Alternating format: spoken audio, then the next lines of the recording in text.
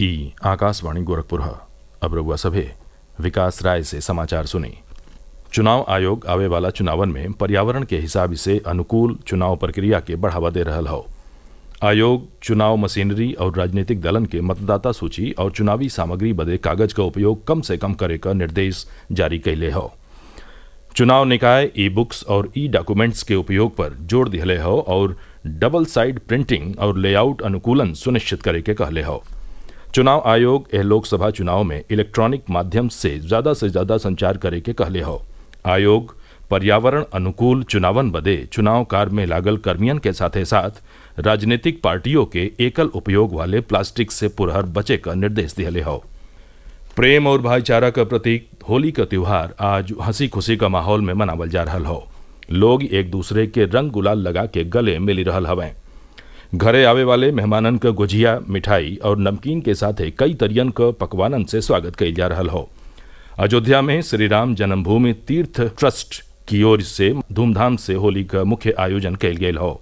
हमारे संवाददाता बतौलें कि पहली बेर राम मंदिर हाता में रामलला के गुलाल लगावल गईल और उन्हें कचौरी, गुजिया, पूड़ी और खीर जैसन विशेष पकवानन का भोग लगावल गईल।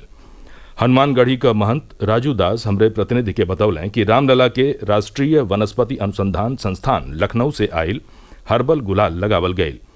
श्रद्धालुअन में रामलला के साथे होली खेले बदे खास उत्साह देखल गईल। ओहर मथुरा के साथे सज्जो ब्रजमंडल में होली का धूम हो। ओइजा के सज्जो प्रमुख मंदिरन में देश विदेश से आयल श्रद्धालु अपने अपने ठाकुर जी के साक्षी मानत होली खेली रहल हवें।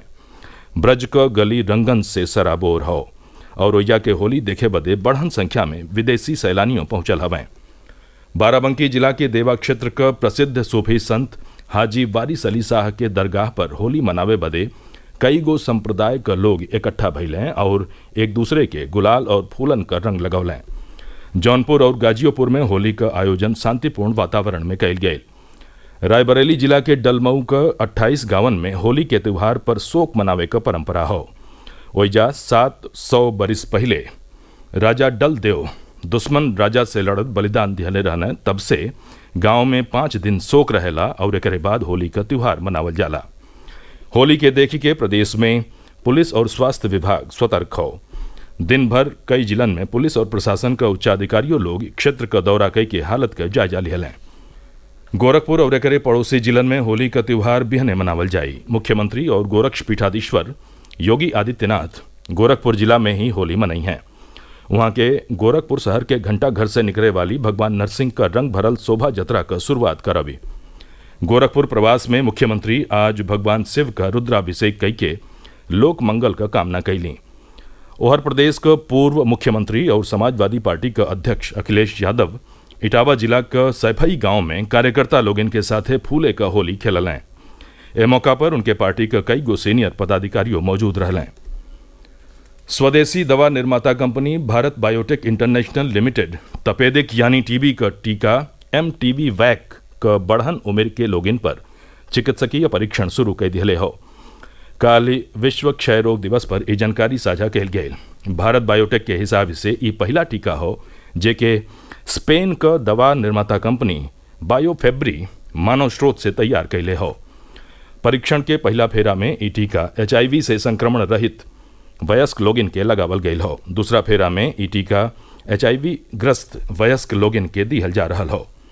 यह परीक्षण का उद्देश्य ये निर्धारित कैल हो कि ये टीका लोगिन बदे सुरक्षित हो कि नहीं। होली त्योहार के नाते यह बेर स्वास्थ्य विभाग 24 मार्च के बजाय 28 मार्च के आदर्श आचार संहिता का पालन करत विश्व क्षय रोग दिवस मनाई। एक उद्देश्य टीबी रोग से बचाव बदे लोगिन के जागरूक कैल हो। गोरखपुर का मुख्य चिकित्सा अधिकारी डॉक्टर आशुतोष कुमार दुबे बतौलें कि सेंट्रल टीबी डिवीजन से मिलल दिशा निर्देशन के हिसाब से यह बेर क्षय उन्मूलन संबंधी जन जागरूकता गतिविधियों का आयोजन आवे वाला 28 मार्च के कैल जाई। समुदाय में इहो सनेसा दिहल जाई कि समय से पहचान हो गईले से टीबी का पुरहर इलाज संभव हवे। चंदौली जिला का मुगलसराय कोतवाली इलाका का चौरहट गांव में मिर्जापुर पड़ाव राही पर तेज रफ्तार कार के चपेटा में अइले से 2 लोगिन का ओहिजुक में मौत हो गई, जबकि 3 जने और योगा ही हो गईलें। ये सज्जो लोग घर के बहरे डीजे बजा के होली का जश्न मनावत रहलें। घायल लोगिन के इलाज बदे भर्ती करावल गईल बा। समाचार पूरा भइल। नमस्कार।